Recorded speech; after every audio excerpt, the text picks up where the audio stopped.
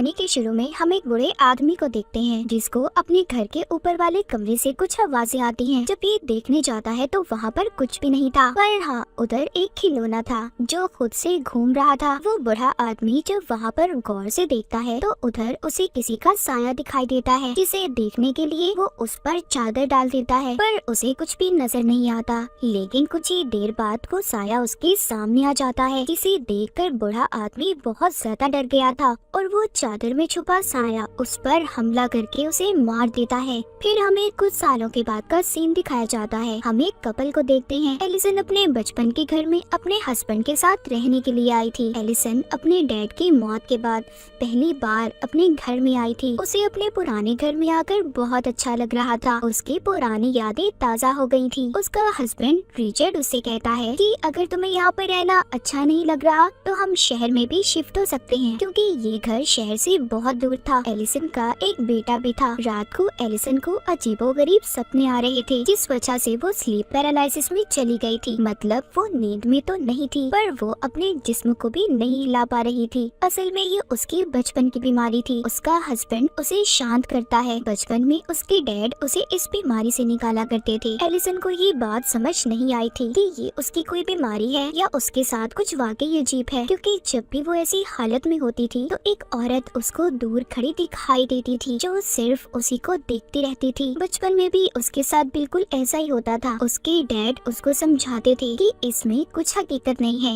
ये सिर्फ तुम्हारा वहम है और कुछ नहीं। और जब उसके डैड उसको सुलाकर चले जाते थे, इसको दोबारा से वही डरावने सपने आते थे। अब खैर सुबह को रिचर्ड जब ऑफिस जाने के लिए तैयार हो रहा था, तभी एलिसन टीवी में एक पैरानॉर्मल इन्वेस्टिगेटर को देखती है जो बता रहा था कि कैसे उसने एक आत्मा से बात करके इंसान की लाश को ढूंढ लिया है। उसे देखकर एलिसन भी मन ही मन सोचती है कि उसे भी इससे अपने केस के बारे में बात करनी चाहिए। अपने हस्बैंड रिचर्ड के जाने के बाद एलिसन अपने घर की सफाई करने लगी थी। जब वो किताबों को रख रही थी, तभी वो एक तस्वीर को देखती है जिसमें एक ब्राइड दुल्हन और उसका हस्बैंड थे। एलिसन उन्हें देखकर नहीं पहचान पाती और उस तस्वीर को रखकर दोबारा से साफ सफाई करने लगती है। इसी बीच उसे वॉशरूम से पानी के चलने की आवाज आ रही थी। जब ये जाकर देखती है तो उधर पानी का टैप नलका खुला हुआ था और वॉश बेसिन में पानी भर गया था। ये टैप को बंद करती है और पानी निकालने के लिए हाथ डालती है तो उसे वॉश बेसिन में से किसी के कटे हुए बाल मिलते हैं, जिन्हें देखकर वो काफी हैरान हो गई थी कि वो बाल यहाँ पर कैसे आए। तभी एलिसन को अपने बच्चे के रोने की आवाज आने लगी थी। ये जाकर अपने बच्चे को चुप करवाती है तो तभी उसकी नजर ऊन के धागे पर पड़ती है जो बॉल की तरह लिपटा हुआ था। उसे देखकर इसे याद आता है कि ऐसा धागा उसने अपनी मॉम के हाथ में भी देखा था, क्योंकि उसकी मॉम टेलर दर्शन थी। रात को एलिसन जब रिचर्ड के साथ खाना खा रही थी तो रिचर्ड बताता है कि मुझे बिजनेस के सिलसिले में कुछ दिन के लिए शहर से बाहर जाना होगा। ये सुनकर एलिसन को बिल्कुल भी अच्छा नहीं लगता। वो कहती है जरूर, तुम्हारी सेक्रेटरी भी तुम्हारे साथ जा रही होगी, क्योंकि पहले एलिसन का हस्बैंड अपनी सेक्रेटरी को पसंद करता था। एलिसन उसको मना करती है कि तुम मुझे ऐसे अकेले छोड़कर जाओगे, जिस पर वो कहता है बात समझने की कोशिश करो एलिसन, अगर मैं नहीं गया मुझे जॉब से निकाल दिया जाएगा। पर एलिसन को गुस्सा था कि रिचर्ड अपनी सेक्रेटरी के साथ जा रहा है, जिस पर रिचर्ड उससे कहता है कि वो उसकी जॉब है, तुम समझने की कोशिश करो, मैं सिर्फ तुमसे प्यार करता हूँ, मुझ पर ऐसे शक मत करो। एलिसन अब बिना कुछ कहे अपने कमरे में चली जाती है। तभी उसे अपने सामने घूमता हुआ खिलौना दिखाई देता है। उसको देखकर एलिसन को अपने बचपन की याद आ गई थी कि कैसे ऐसे ही बचपन में ये इसके सामने आ गया था। जब इसने इस खिलौने का पीछा किया तो इसकी मॉम ने इसे स्टोर रूम में बंद कर दिया। जब सुबह हुई तो इसके डैड ने इसे बाहर निकाला था। एलिसन जख्मी हालत में बाहर निकली थी। इसके बाद इसके डैड ने ये फैसला किया था कि वो इसे किसी दूसरी फैमिली को दे देंगे, क्योंकि एलिसन अपने ही घर में महफूज नहीं थी। पर उस वक्त एलिसन ने अपने घर में एक प्रीस्ट को भी देखा था जो कमरे में बैठा मंत्र पढ़ रहा था। तब से एलिसन बाहर रहने लगी थी और अब बहुत सालों बाद ये अपने पुराने घर में आई थी। सुबह को एलिसन के पास रिचर्ड आता है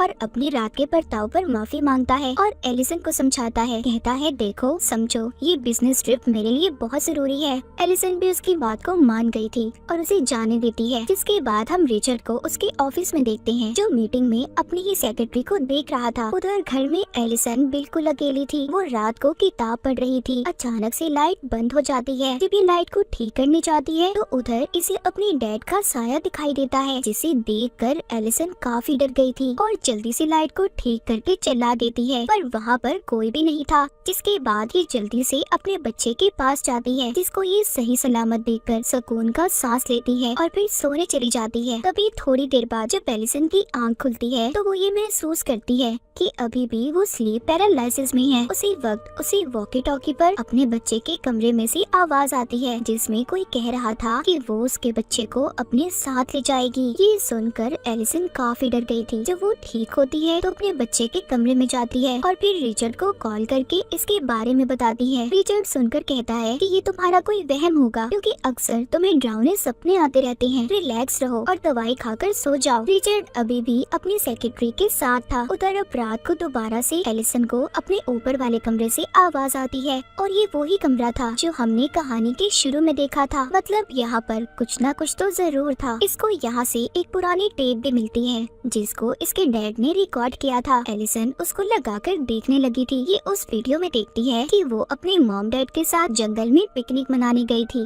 पर साथ ही एक और वो अपनी मॉम की वीडियो देखती है जिसमें उसकी मॉम अजीब सी हरकतें करती हुई दिखाई दे रही थी और उसके डैड ने प्रीस्ट को बुलाया था। ये सब देखकर एलिसन को समझ नहीं आ रहा था कि उसकी मॉम को हुआ क्या था, क्योंकि आज तक उसके डैड ने इस बारे में नहीं बताया था। अब एलिसन किसी तरह उस प्रीस्ट का पता करती है जिसको इसने वीडियो में देखा था और उससे मिलने जाती है। प्रीस्ट उससे पूछता है कि तुम कौन हो। वो बताती है कि आज से कुछ साल पहले मेरे डैड ने तुमसे मदद मांगी थी। मैं उन्हीं की बेटी हूँ। मेरी मॉम को ठीक करने के लिए मुझे जानना है कि आखिर मेरी मॉम को हुआ क्या था, वो क्यों अजीब अजीब हरकतें करती थी। प्रीस्ट कहता है सॉरी, मैं इस बारे में तुम्हारी कोई मदद नहीं कर सकता और ना कुछ बता सकता हूँ। एलिसन कहती है मुझे उस घर में किसी के होने का एहसास होता है, पर प्रीस्ट फिर भी उसकी नहीं सुनता और उसके मुंह पर ही दरवाजा बंद कर देता है। पर फिर उसी दिन प्रीस्ट एलिसन के घर खुद ही आ गया था। एलिसन पूछती है मेरा अब भी यही सवाल है, मेरी मॉम को क्या हुआ था। प्रीस्ट बताता है तुम्हारी मॉम पर किसी बुरी आत्मा का असर था। उसने तुम्हारी मॉम को अपने काबू में कर लिया था और तुम्हारे डैड ने तुम्हें दूसरी फैमिली को इसलिए दिया था, वो तुम्हें महफूज रखना चाहते थे। तुम्हारी मॉम के अंदर जो आत्मा थी वो बहुत खतरनाक थी, उस पर कोई भी मंत्र असर नहीं कर रहा था, इसीलिए उनका गला काट कर हमें तुम्हारी मॉम को मारना पड़ा। इसके बाद तुम्हारे डैड को लगा कि वो आत्मा चली गई है, पर वो इसी घर में मौजूद थी। ये सुनकर एलिसन डर जाती है। वो प्रीस्ट को बताती है कि जब मैं स्लीप पैरालिसिस में होती हूँ तो मुझे कोई नजर आता है। वो प्रीस्ट कहता है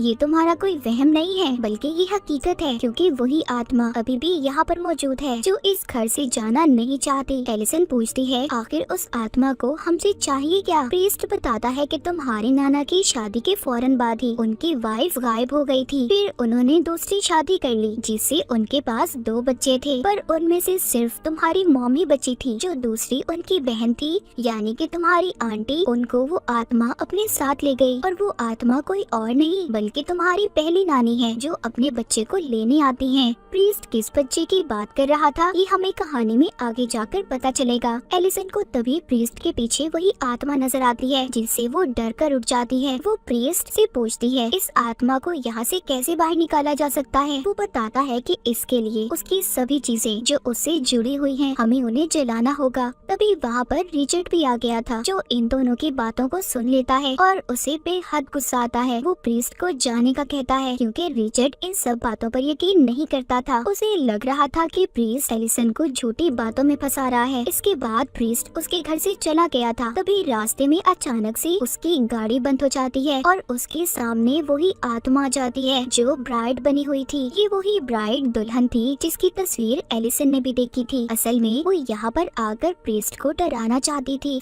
तभी प्रीस्ट दुआ करता है और मंत्र बोलने लगता है, जिस दौरान उसकी गाड़ी का दरवाजा खुलता है। उसे वो फौरन बंद करता है मगर फिर से वो दरवाजा खुल गया था। अब प्रीस्ट काफी ज्यादा डर गया था, लेकिन तभी अचानक से वो आत्मा उस पर हमला करके उसे मार देती है। उधर एलिसन अपने कमरे में अब अपने बच्चे को भी ले आई थी। उसे तभी नीचे से आवाज आती है। ये प्रीस्ट को जाता हुआ देखती है। अजीब था ना, प्रीस्ट तो मर गया था, तो फिर ये कौन था। जब एलिसन उसके पीछे जाती है तो वहीं वो आत्मा उसे नजर आती है और उसे अपने साथ ले जाने लगी थी। जिस दौरान रिचर्ड जब उसके पास आता है तो आत्मा वहाँ से चली गई थी। जब ये दोनों कमरे में आते हैं तो इन्हें पता चलता है कि वो आत्मा अब इनके बच्चे को अपने साथ ले गई है। अब रिचर्ड पुलिस को बुलाता है अपने बच्चे को ढूंढने के लिए। उधर एलिसन भी ये जानती थी कि उसके बच्चे को एक आत्मा लेकर गई है जिसे पुलिस नहीं ढूंढ सकती। ये अब उसी पैरानॉर्मल इन्वेस्टिगेटर प्रीस्ट को को कॉल करती है, जिसको इसने पहले टीवी पर देखा था। ये एलिसन के बुलाने से उसके घर पर आता है और उन्हें एक जादुई क्रिस्टल बॉल दिखाता है। वो बताता है जब भी कोई आत्मा, कोई बुरी शक्ति इसके पास होती है, इसका रंग बदल जाता है और तभी इससे पता चलता है कि वहाँ पर कोई बुरी शक्ति है या नहीं। जब ये प्रीस्ट एलिसन के कमरे को देखता है तो उसे पता चलता है कि उसके बच्चे को सच में कोई आत्मा लेकर गई है।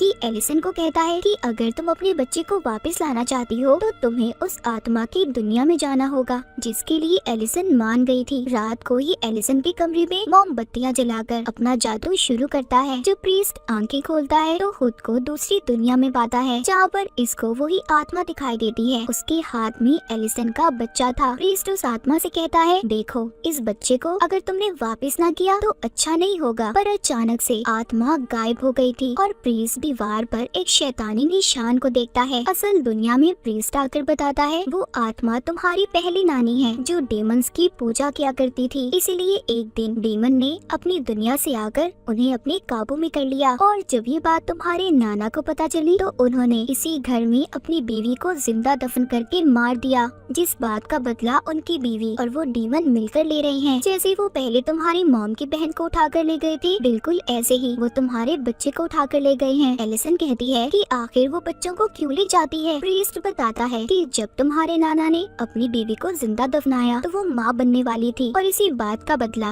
वो इस फैमिली के बच्चों को उठाकर पूरा कर रही है। रिचर्ड भी सभी बातें सुनकर परेशान हो गया था। वो प्रीस्ट से पूछता है अब हमें क्या करना होगा, हम अपने बच्चे को कैसे वापस ला सकते हैं। प्रीस्ट कहता है उस आत्मा की दुनिया में जाकर उससे लड़कर, और एलिसन ही इस काम को कर सकती है क्योंकि एक माँ की ताकत ही अपने बच्चे को बचा सकती है। ये कमरे में अब एलिसन को लिटा देते हैं और उसे लंबे लंबे सांस लेने का कहते हैं। ऐसा करते ही एलिसन दूसरी दुनिया में पहुंच गई थी, जहाँ पर खुद वो एक बॉक्स में बंद पाती है। पर जैसे तैसे वो यहाँ से बाहर आकर अपने बचपन के कमरे में पहुंच गई थी, जहाँ पर ये टीवी देख रही थी। वहीं पर इसकी मॉम इसके पास आती है और इसको दिलासा देकर कहती है सब ठीक हो जाएगा। एलिसन जब ये कहती है कि मैं जानती हूँ ये हकीकत नहीं है, तभी जो इसकी मॉम थी वो असल रूप में आकर उसका गला दबाने लगती है। उधर जो प्रीस्ट था वो रिचर्ड से अपना बैग लाने का कहता है ताकि ये सही वक्त पर एलिसन को उस दुनिया से बाहर निकाल पाए। पर जब रिचर्ड कमरे पे जाता है जहाँ पर वो अपनी सेक्रेटरी को देखता है, पर ये समझ गया था कि ये आत्मा की कोई चाल है, लेकिन उस कमरे का दरवाजा बंद हो जाता है। उसे तभी बाथरूम से आवाज आती है। जब ये देखने जाता है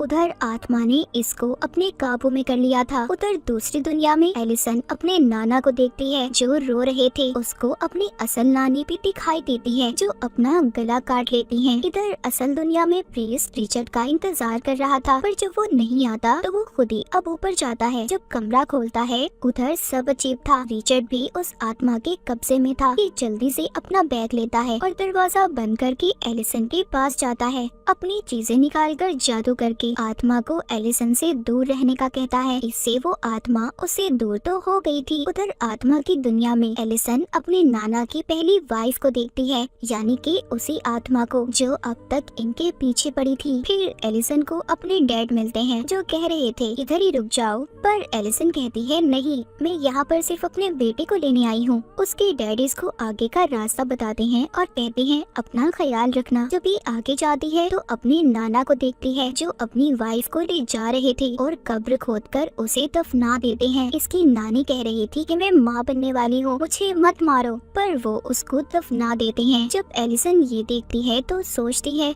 उसका बच्चा उसे यहीं पर मिलेगा। जब ये कब्र खोदती है तो इसे अपना बच्चा मिल गया था। ये अब उसको असल दुनिया में ले जाने की कोशिश कर रही थी। यहाँ पर जब वो असल दुनिया में जाने वाली थी तभी वो आत्मा उसको पकड़ लेती है और अगले ही पल हम देख पाते हैं एलिसन अब अपनी दुनिया में वापस आ गई थी। एलिसन अपनी आंखें खोलते ही कहती है क्या मैं अपने बच्चे को ले आई? प्रीस्ट कहता है नहीं, पर तुमने अच्छी कोशिश की थी। तभी ये बच्चे की आवाज को सुनते हैं। जब ये जाकर देखते हैं तो रिचर्ड अपने बच्चे को खिला रहा था। प्रीस्ट ये देखकर खुश हो गया था कि एलिसन की फैमिली अब पूरी हो चुकी है। कुछ वक्त के बाद दिखाया जाता है कि प्रीस्ट फिर से एलिसन की फैमिली से मिलने आया था। रिचर्ड उसको बताता है कि वो दूसरी जगह पर शिफ्ट हो रहे हैं क्योंकि वो दोबारा से अपनी वाइफ और बच्चे को मुसीबत में नहीं डाल सकता। प्रीस्ट घर के अंदर आकर एलिसन के बच्चे को देखता है, पर उसे एलिसन कहीं पर भी नजर नहीं आ रही थी। प्रीस्ट को फिर से किसी के होने का एहसास होता है। वो वही क्रिस्टल बॉल एलिसन के बच्चे को खेलने के लिए देता है। तभी उस बॉल का रंग स्याह हो गया था। प्रीस्ट समझ गया था कि इस घर में बहुत ही खतरनाक ताकत है। तभी एलिसन उधर आती है